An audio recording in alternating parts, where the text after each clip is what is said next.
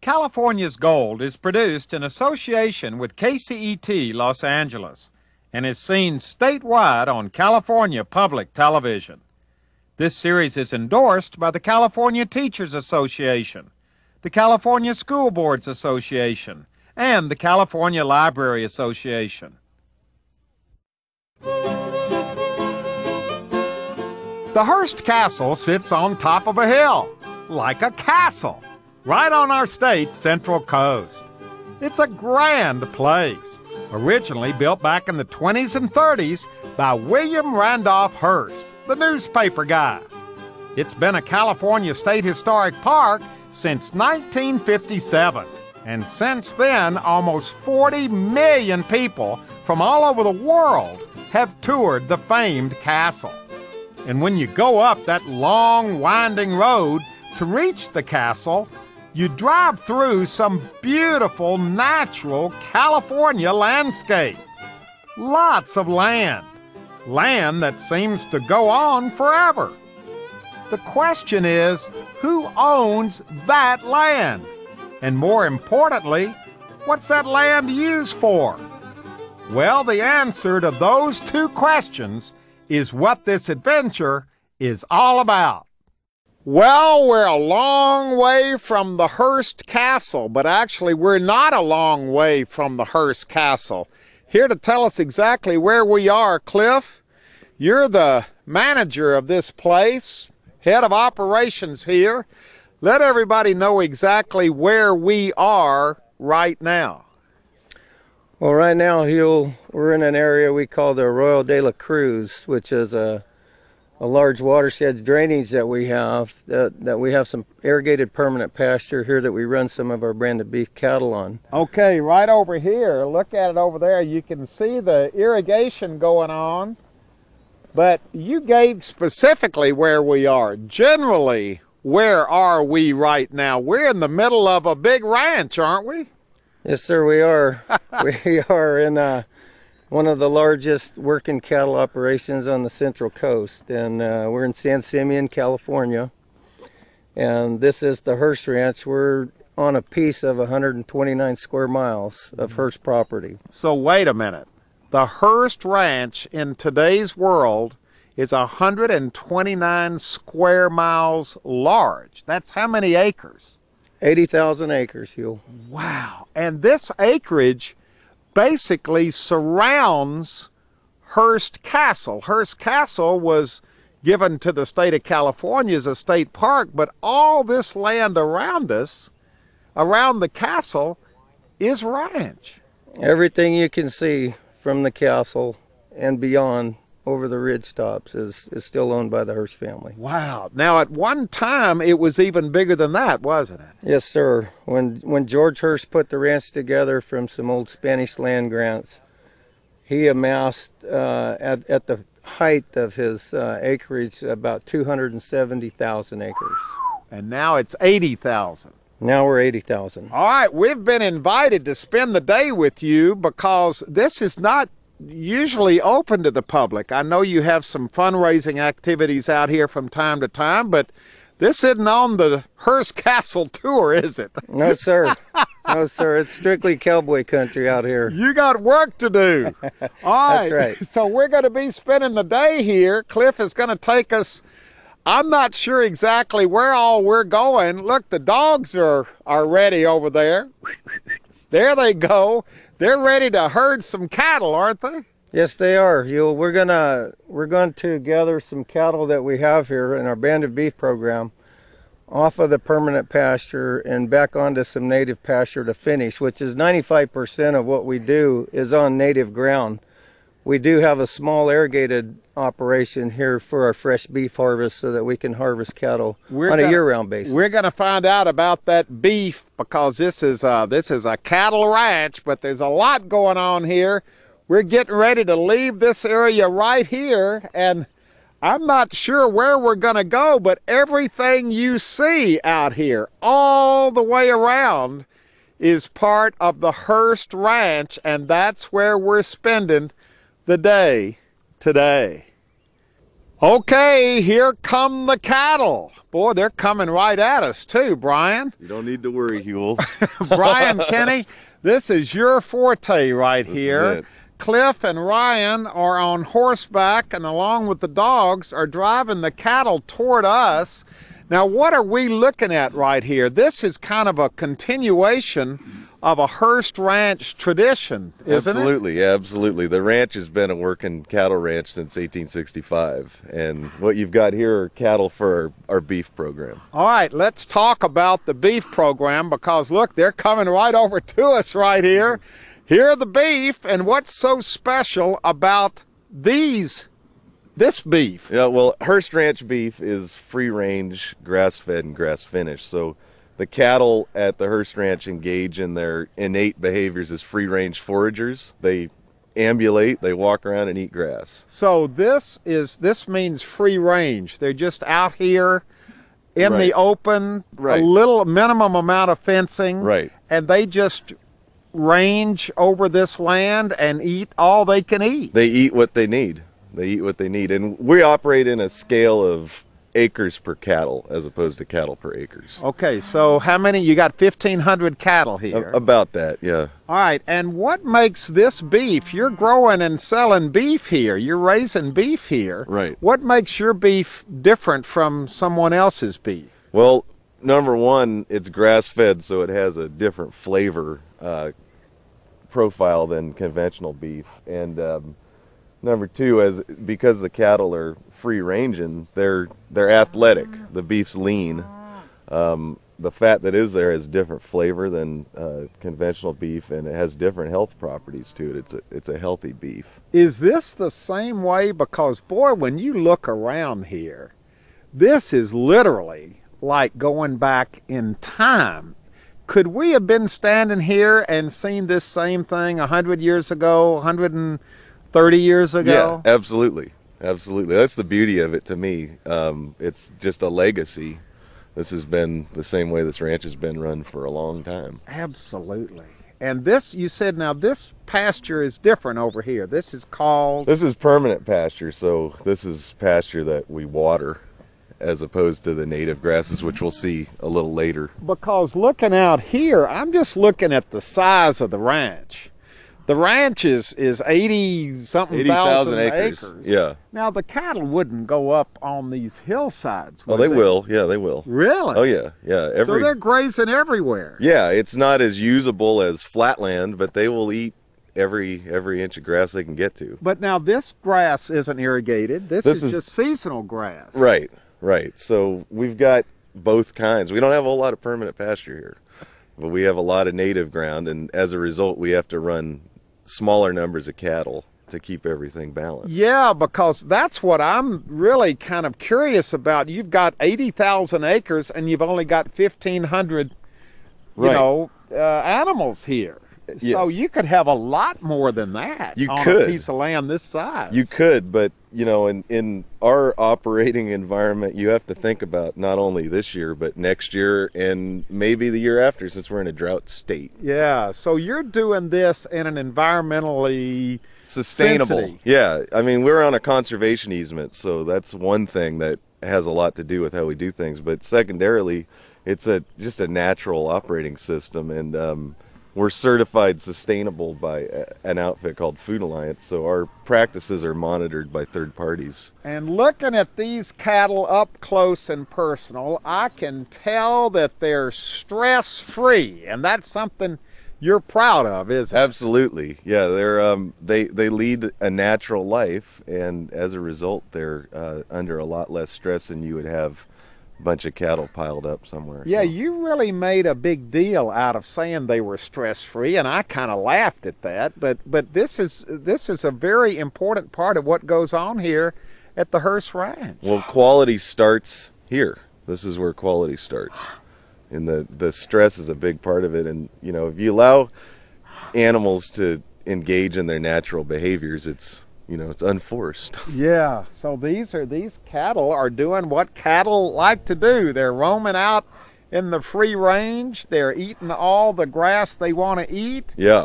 and they're not being stressed out. Yeah, that's right. I don't know That's how right. else to put it. We could probably stand to take a couple lessons from that in the modern world. Because look, let's take a look right here. This is definitely stress-free right here.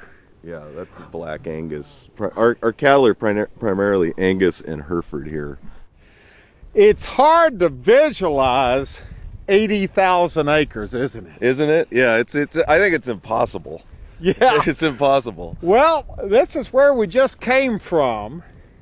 So all of this is Hearst Ranch. So the ridge. The far ridge. Right. All of this is Hearst Ranch.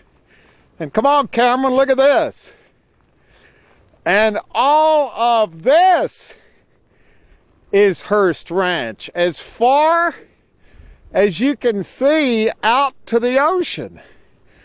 So really, and we're still in just one corner of the ranch. You got the whole other side of the mountains too. Wow. Right, the inland side of the ranch. Where's the Hearst Castle from here? Right over there. You see that ridge with the trees on it? So it's off in the distance. Yeah, so we're a ways away. Wow. This is, how do you get your hands around this? You were talking about some of the pastures a minute ago. Some of the pastures are, several thousand acres. So when you look just a single pasture. Right, a field, as you would say.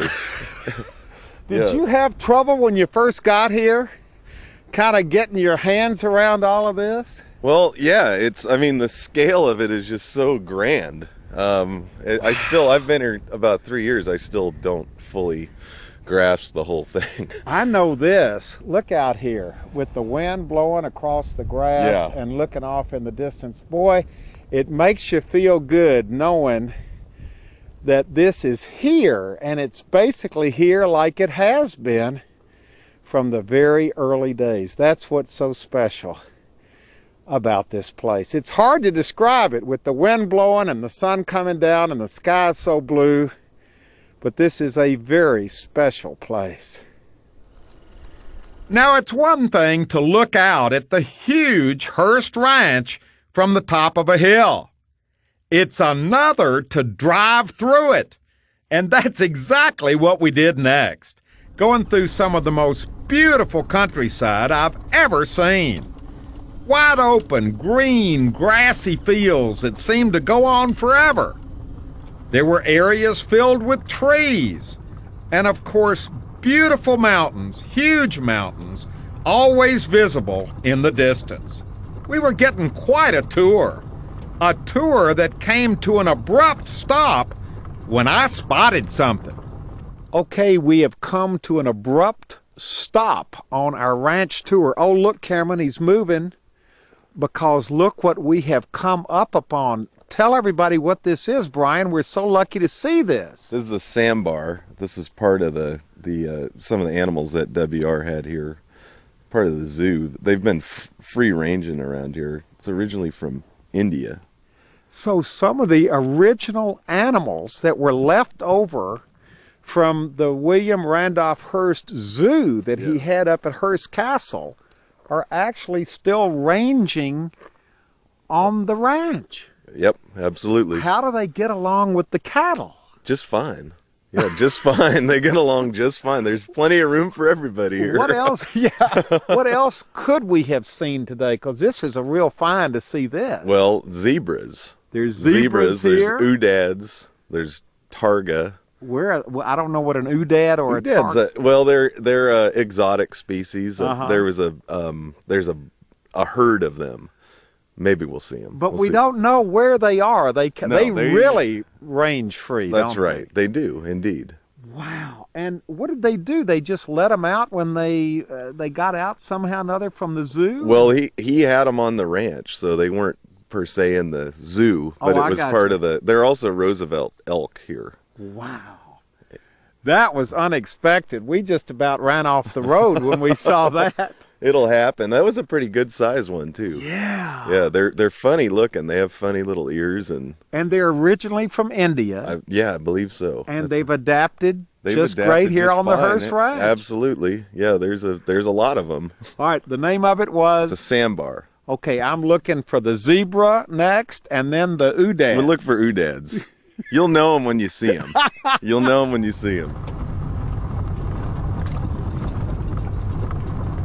This is kind of unexpected, an airstrip Right. here. Yes. Now, is this historic? The original airstrip that WR built was over where the visitor center is for the Hearst Castle. So Yeah.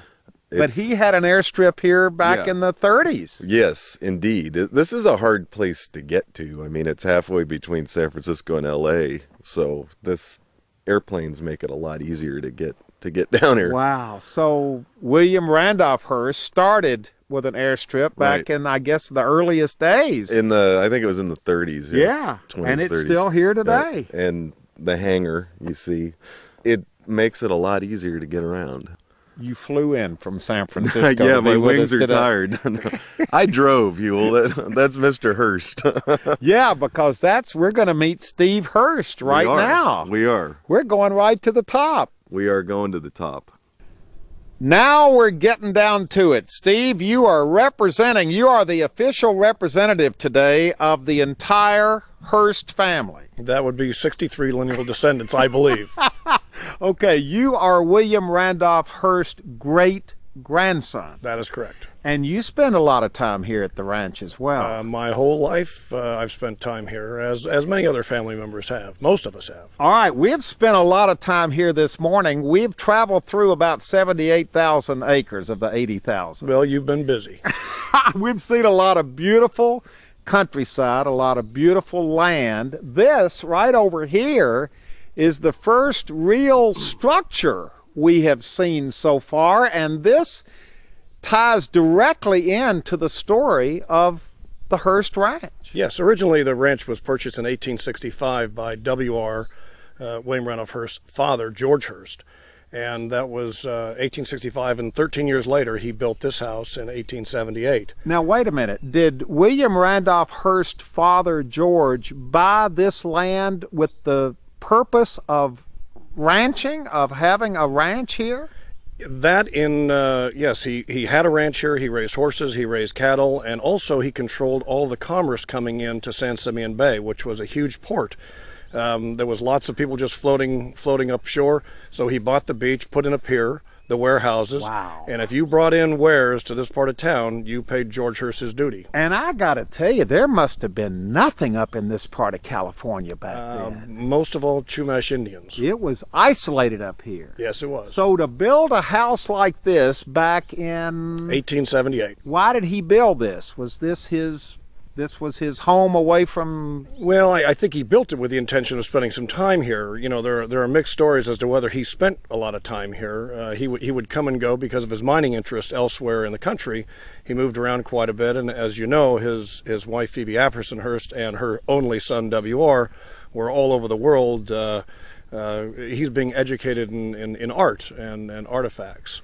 And George Hearst later became a senator from California. Yes, he did. I believe, well, he served 2 years of a term of someone who had passed away in office, appointed by the governor, and then was elected to the Senate and died 2 years into his term in 1891. So today, this is kind of known as the Senator's House. That's how we refer to it, the Senator's House. And did William Randolph Hearst ever live here? Well, I don't know. You know, W.R. didn't really have a residence per se until just before his death, because he had so many residences. He didn't stay anywhere for very long.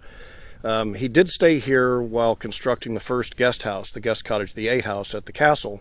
And as soon as that was completed, then he spent his time here at the ranch in that house. At the castle. Correct. But while the first structure of the castle was being built, William Randolph Hearst, or W.R. as everybody here calls him, lived right here in his dad's house. Yes, he stayed here.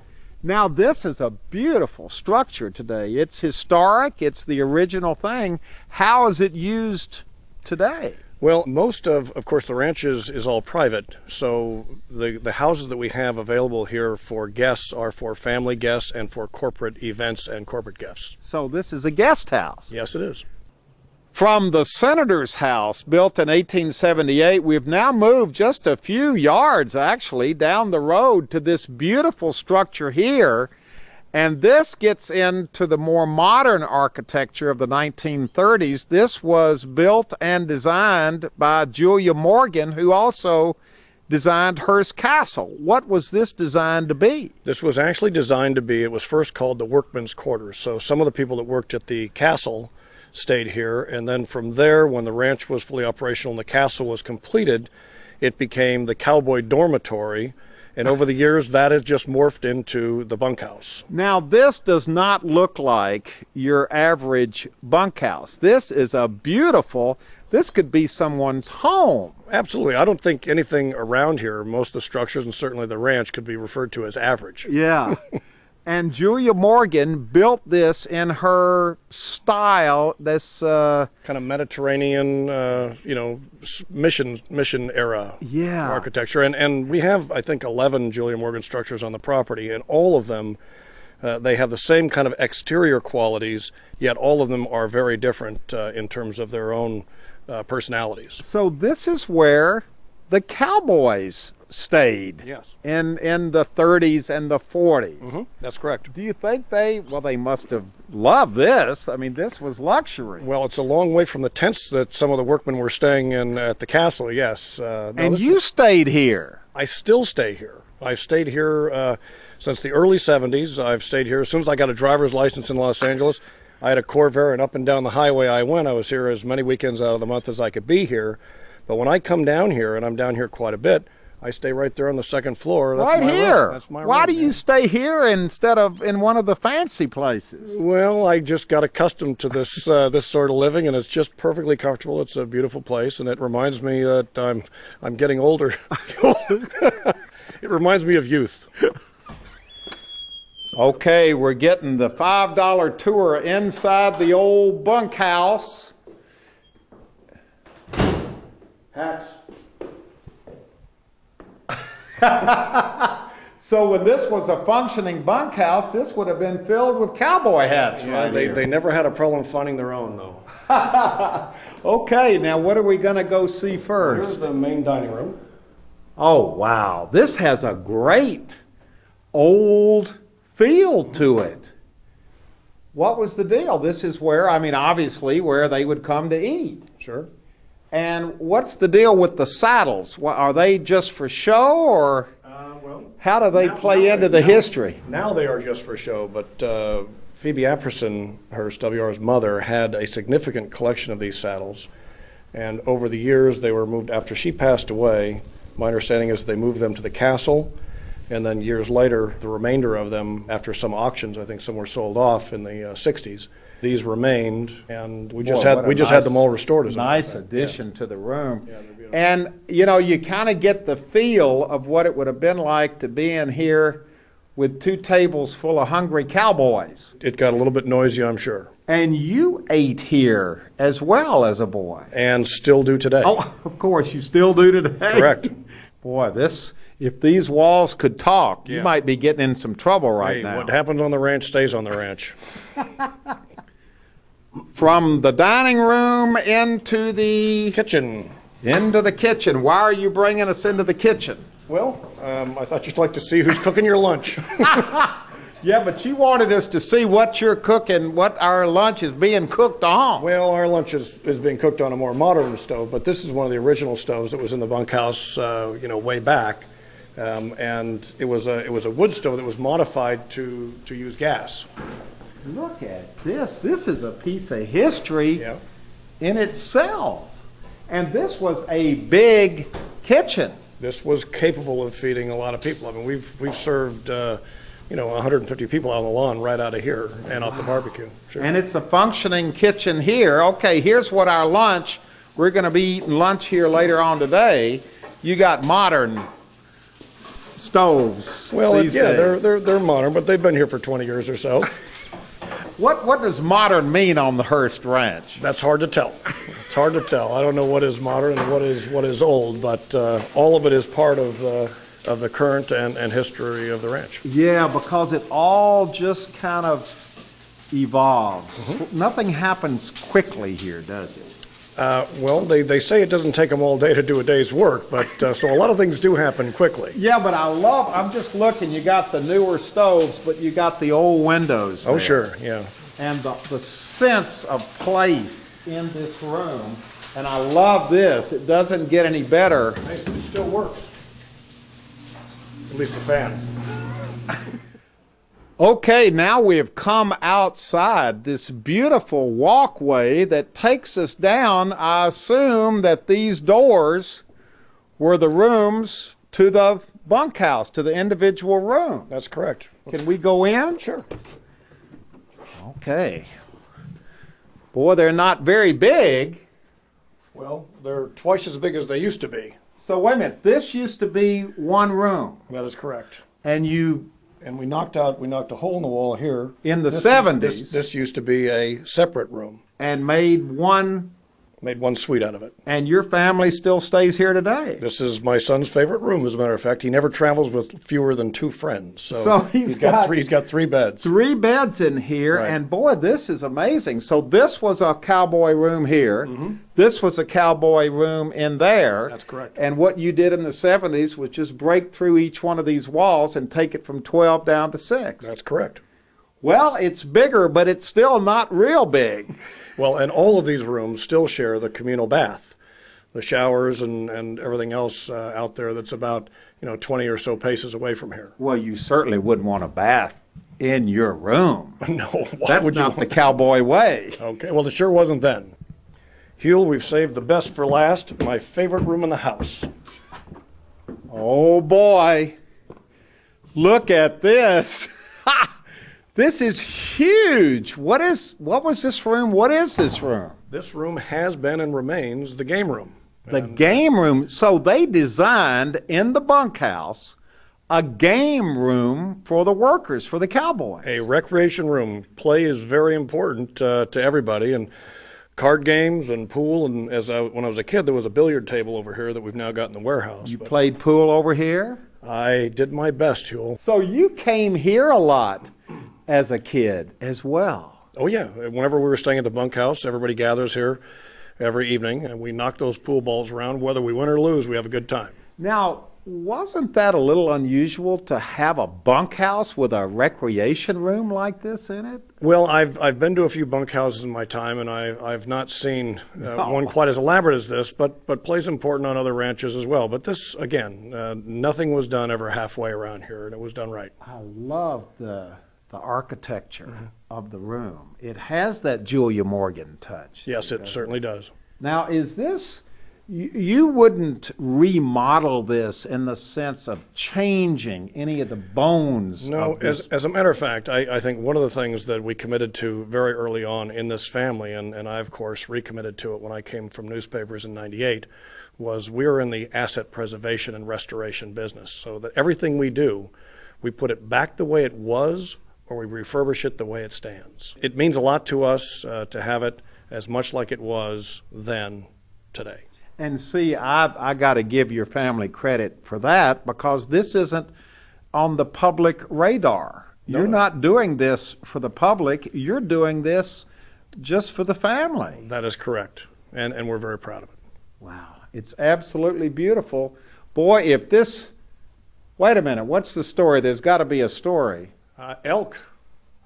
These sheds are all around the property. Every year the elk lose their antlers, and they were mounted sometime in the past. I don't know, they've been hanging there as long as I've been alive, so I can't tell you when. See, you take something like this for granted. I come in and see it for the first time, and it gets me excited. Well, I do take it for granted because it's been there a long time, but certainly it's beautiful. And wait a minute. We're still looking for zebra. Zebras, they don't behave very well. They go pretty much where they want, so we'll see if we can get there. Zebras are historic to William Randolph Hearst time when he had them roaming this property. That is correct, and we still have, I think we have 40, right around 40 of them. Why was he so into these exotic animals out on the ranch? Well, I don't know. Again, he didn't do anything halfway, and he wanted some exotic animals, so he ended up with the largest private zoo in the world. So it was pretty much his mantra to be first. So he had lions and polar bears and ostriches and giraffes and about everything else. But zebras have remained part of the fabric of what the tourists see, and also what we bump into in the hills when we're out there having a good time. Okay, we are now on the road to the castle. There is the bus taking tourists up ahead of us. Steve is directly in front of us. I don't think we're going to the castle. I think we're going to go to another part of the ranch that's kind of, I guess, interconnected with the land that the castle sits on. There's the castle right up in front of us, up on top of the hill. So you see the ranch literally totally surrounds the castle. Where we're going, we're just following Steve in the car directly in front of us. Let's see where we end up. Okay, now we've left the paved road. We're on a dirt road. We're in the back country. I think we're almost there. Oh boy, look at this scenery up here. Oh my gosh.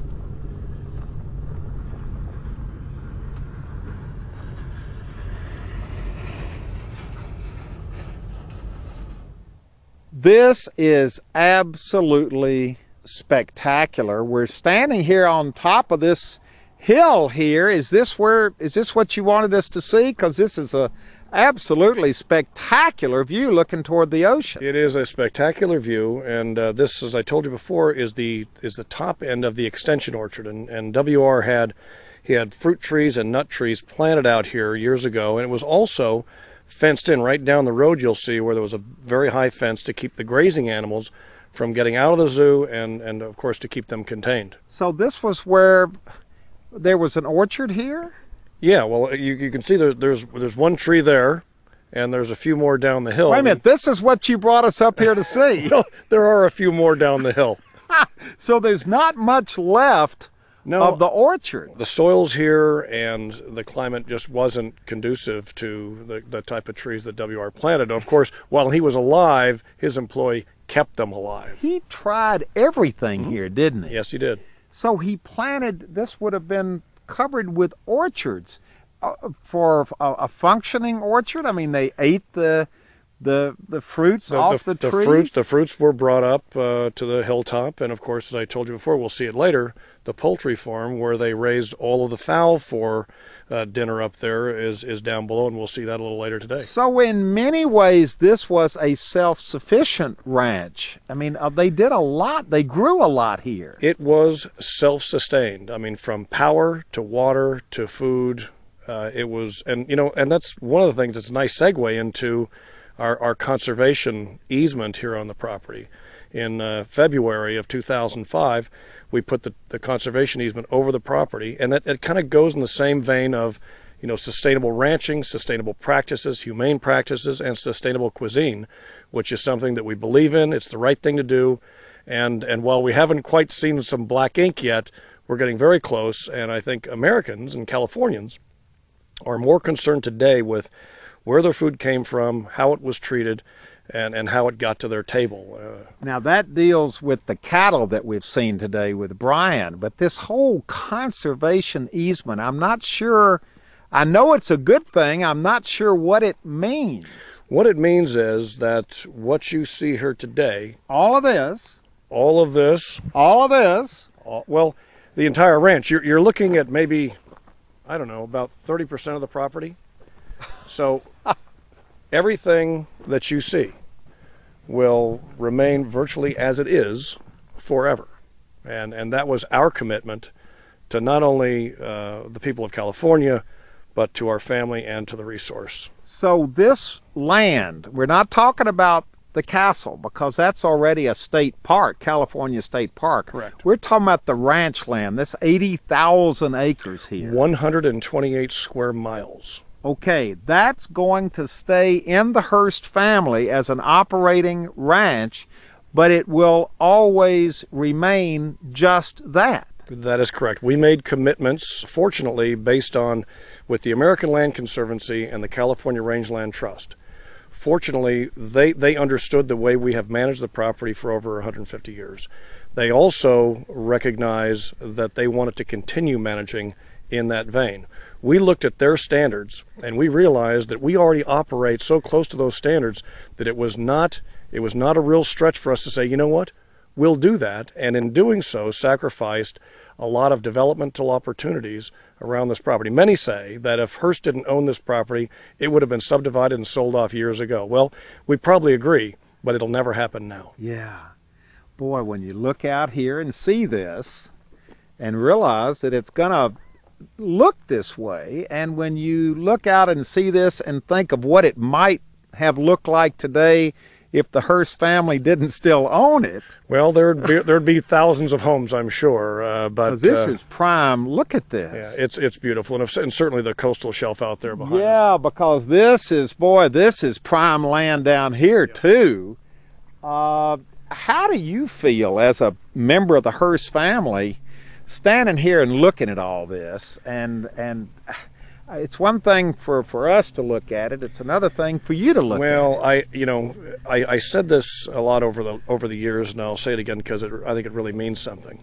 With approximately, give or take one or two, because I may not have heard of recent births, 63 lineal descendants. Wherever a Hearst family member lives in the world, they come through those gates and they're home. Yeah. And I think that's. I get the same feeling when I drive through that gate every time. The same time I land on the same feeling when I land on the airstrip.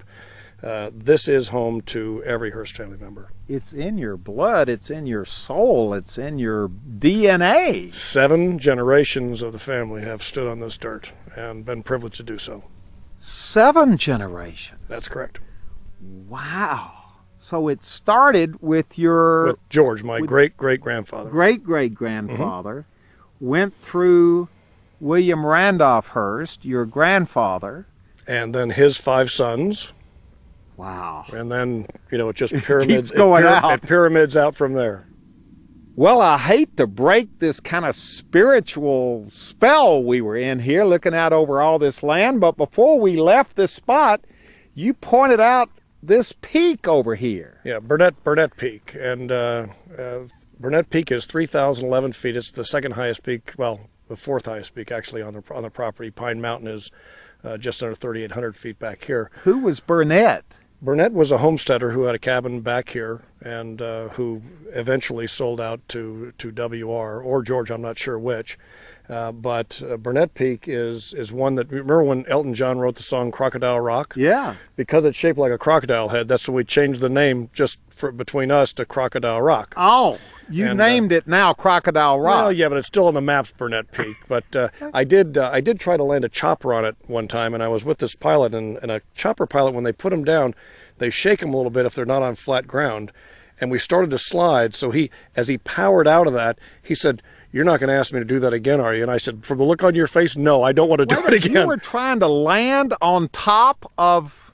Well, but between the eyes and the nose, from right to left. Oh my gosh. It was a little bit exciting. Well, the mission was not successful. Well, no, but I don't have to do it again. Well, there it is. On most maps, it's called Burnett Peak. That's correct. But as far as you're concerned, it's called... Crocodile Rock. Crocodile Rock, right out here on the Hearst Ranch. The biggest kick I ever got.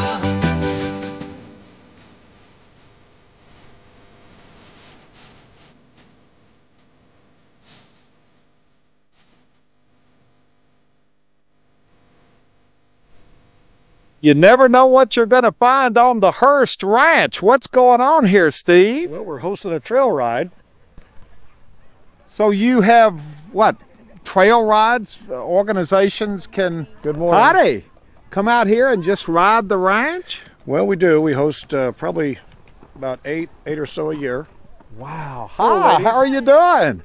Are you having fun on the Hearst Ranch? Oh, we're having a wonderful time. Have you ever seen anything like this before? It's so beautiful. It's so beautiful. This is Steve Hearst right here. Hi, Steve. I haven't met you. I'm Val Miller. I'm the trail boss. Hi, Val. How are you? You're the trail boss. Yes, I am. All right. And your hat says cowgirl up. Yep, I'm a cowgirl up.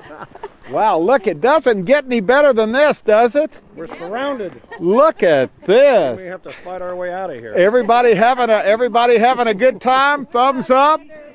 Wow. Look at this. Where are you all from? Templeton. Templeton. So you're just kind of down the road a little bit. We're from all over. We're from all over the place, though. From San Luis Obispo County and Santa Barbara County mostly. Have you ever been out on the ranch before? Never. What do you think of this? This is great. But you know, my aunt in the 30s came out here for 4-H. I mean, the Hearst Ranch has been absolutely fabulous to everyone in the county. Yeah, so people have been coming out here for years. For years, yes. You know. Well, I mean, she said the 4-H was out here. Here's your opportunity to plug your group. Who are you girls? We're the cowbells. The what? We're the cowbells. We're the riding group of the San Luis Obispo cattle women. The cowbells. You got it. All right, ladies. Thank you. Cowgirl up. Head on out. Just something else exciting happening out here on the ranch. You never know what you're going to find, what you're going to run into. But everybody's having a wonderful day out here riding the range. Okay, next stop on this ranch tour, and I guess I'm never surprised at what you show us on this tour. This building has an amazing history to it.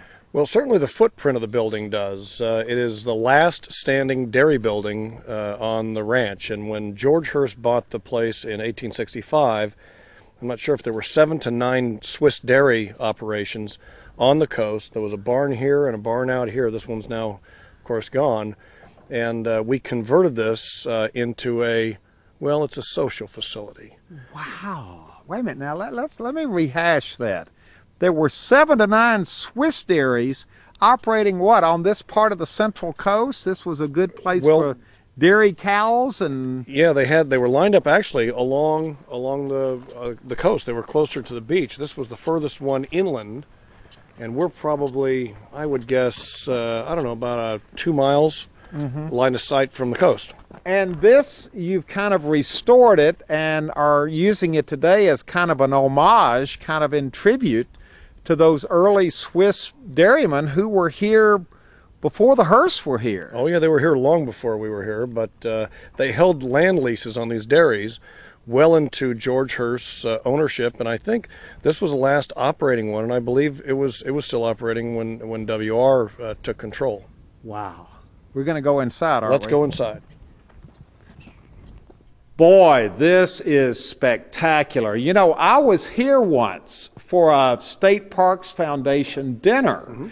So I know what this place, the energy that this place has when there were hundreds of people there that night. Well, as I told you before, we host many philanthropic events here, the largest of which is Best Buddies, which is Anthony Shriver's group for individuals with intellectual disabilities. And we have, and of course, his sister Maria is the chair of his organization. She shows up every year, and we have a bike ride from Carmel Valley all the way down the coast. It ends here, and we've had 1,200 people out here in front of the dairy, and of course we incorporate this building. So, well, first off, this building is just called the dairy these days? It's called the Dairy Barn. The Dairy Barn. And this kind of represents, in a way, just all the different, we just finished meeting the ladies out on the trail ride. There's cowbells. There's always something going on here that brings people in a good way, in a positive way. You're using some of these facilities for good purposes. Well, we always have. I mean, the Hearst family, the Hearst Foundation, Hearst Corporation has always been and will always be a great corporate neighbor. We value our relationship with the community, and I know that they value being able to come here and enjoy the ranch. And while we're a little bit selfish because we love it so much, it is nice to share it. Yeah. Boy, look at this. This just has a great feel to it. You basically kept the structure kind of like you say, the original footprint, but you've added, I know the dairy barn didn't have fireplaces. No. Like this building was virtually it was taken apart right down to the foundation, and then a lot of the wood from the old dairy and other buildings from around the property that have fallen down over the years, like the wainscoting all the way around, we got to reuse that from an old barn. Some of the big slabs of oak were milled on the property. Where'd the stone come from? The stone came from an area that is just, it's just southwest of the castle. There's a place that has this rock laying all over the place. It didn't even have to. We're not talking about digging it up. It was a matter of picking it up. Wow. And this was milled from dead and down Monterey pine, from the pine forest, which is just north of San Simeon. So you built this or rebuilt this. Once again, the Hearst Ranch is self-sufficient. It's self-sufficient. Most of it is self-sustained, yes. And all of what we took down was reused elsewhere. Yeah. Boy, it's beautiful. And I got to tell you, because I've been here before, it's empty and quiet now, but when this place is filled with people for one of these philanthropic events, it rocks. It rocks. Hearst Castle in the background, perched up on top of the hill there, but if we slowly pull out, we're still on the Hearst Ranch. There's some Hearst horses over there in the corral. There's this beautiful big pasture out here.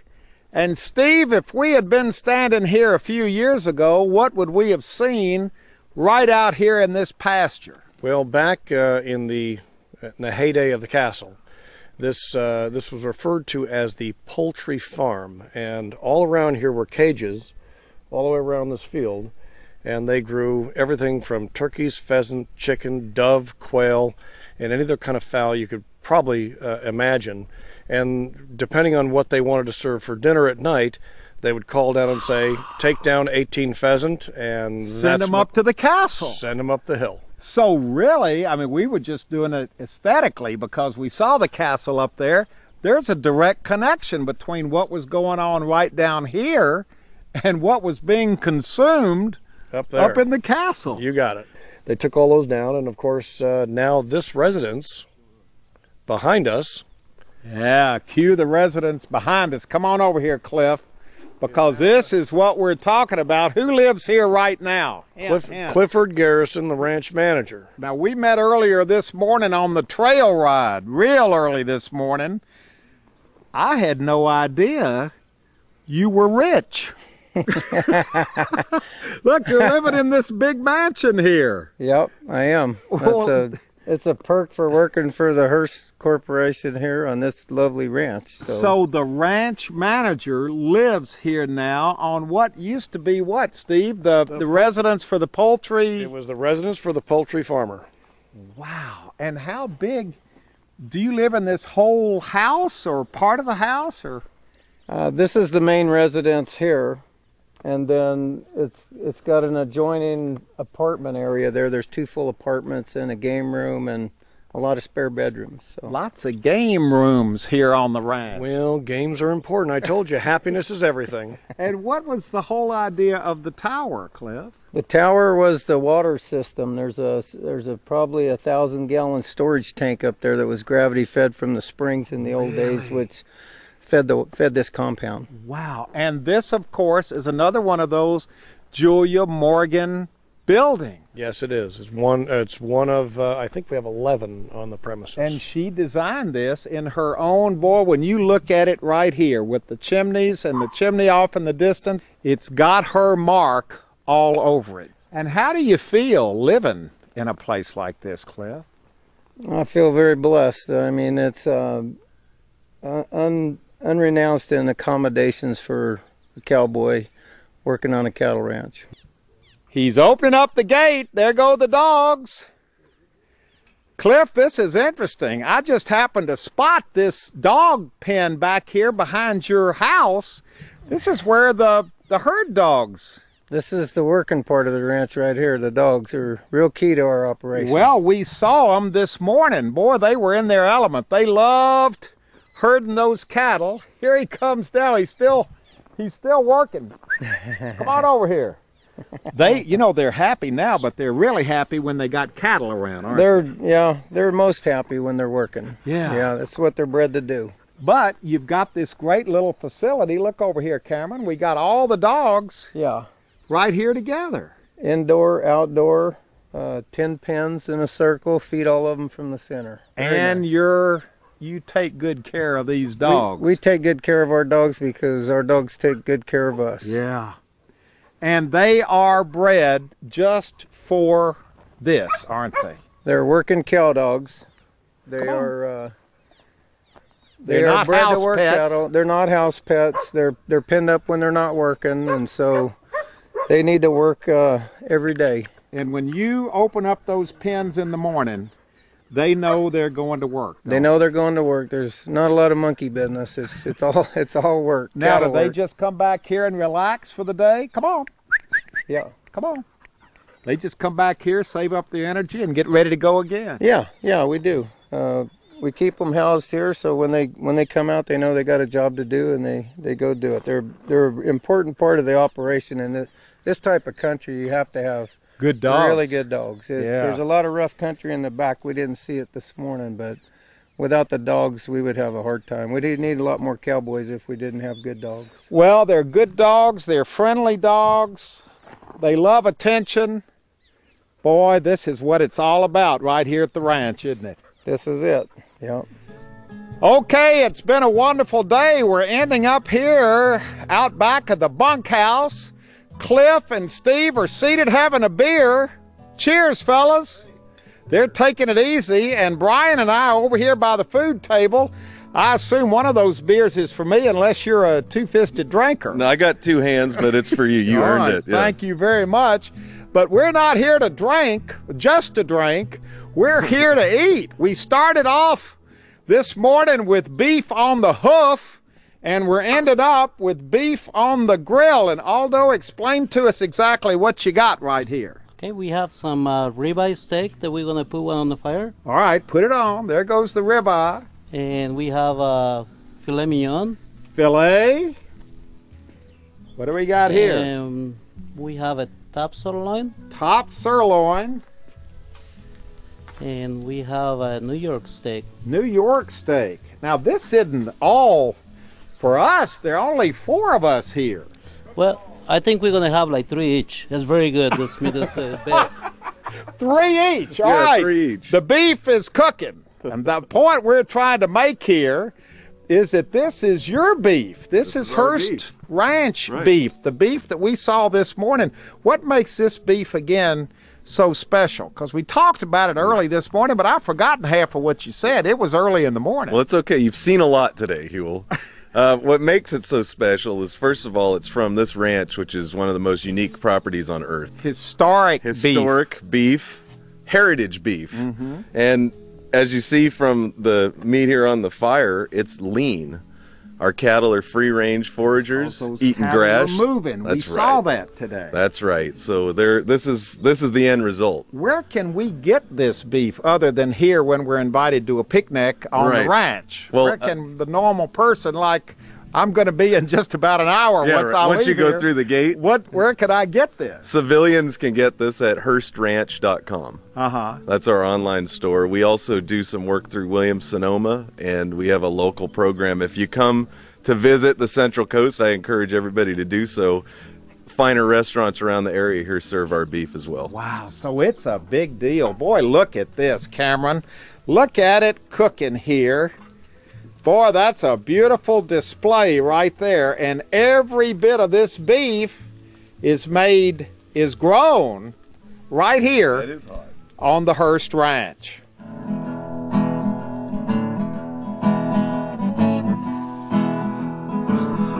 Okay, Brian has put on his musician's hat right now. Can you stop long enough for me to shake your hand? Absolutely. And thank you for your tour Well, thanks for coming. of the ranch. I didn't know you could perform like this. You got to do a little bit of everything around here. I'm learning that. Keep it going. This is kind of setting the atmosphere.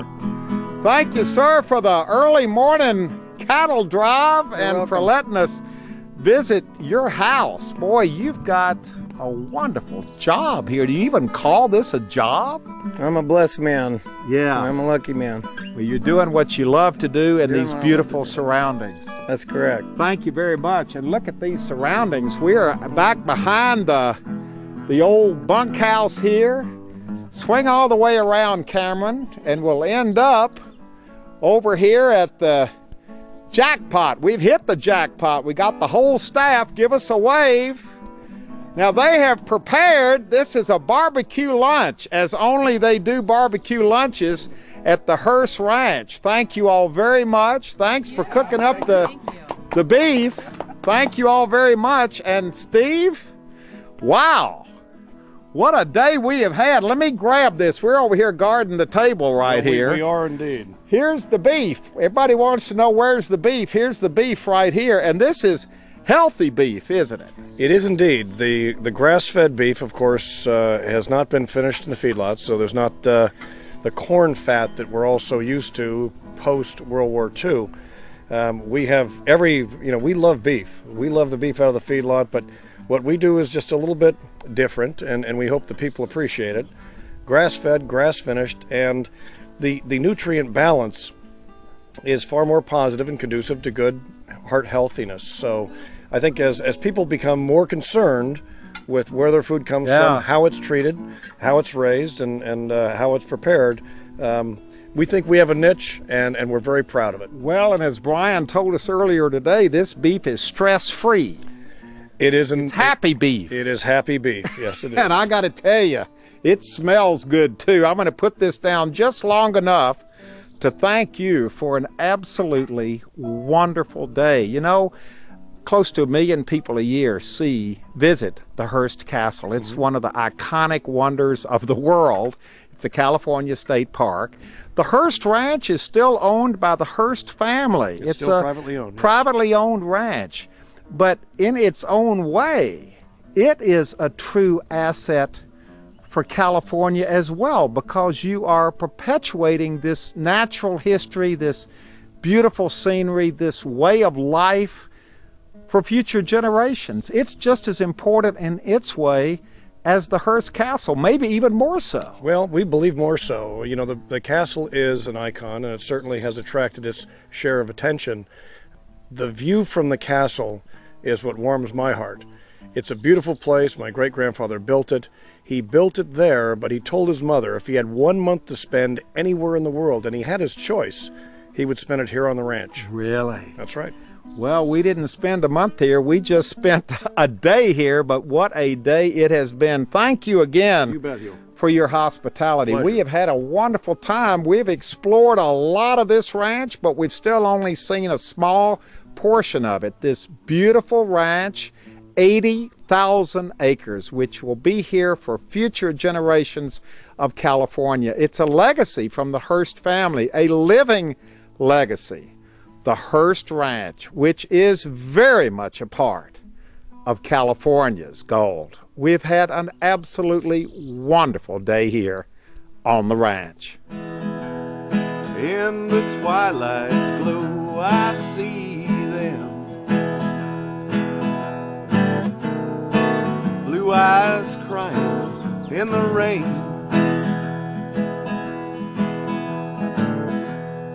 When we kissed goodbye and parted, knew we'd never meet again.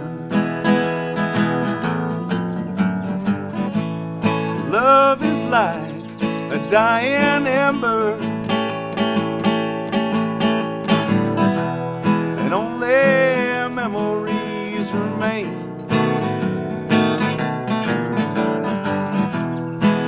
Through the ages, I remember blue eyes crying in the rain.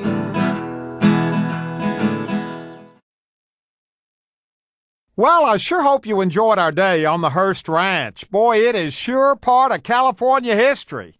And if you'd like to go on this ranch adventure again, or share it with family or friends, it's available on DVD. All you have to do is call 1-800-266-5727, and we'll be glad to send it to you right away.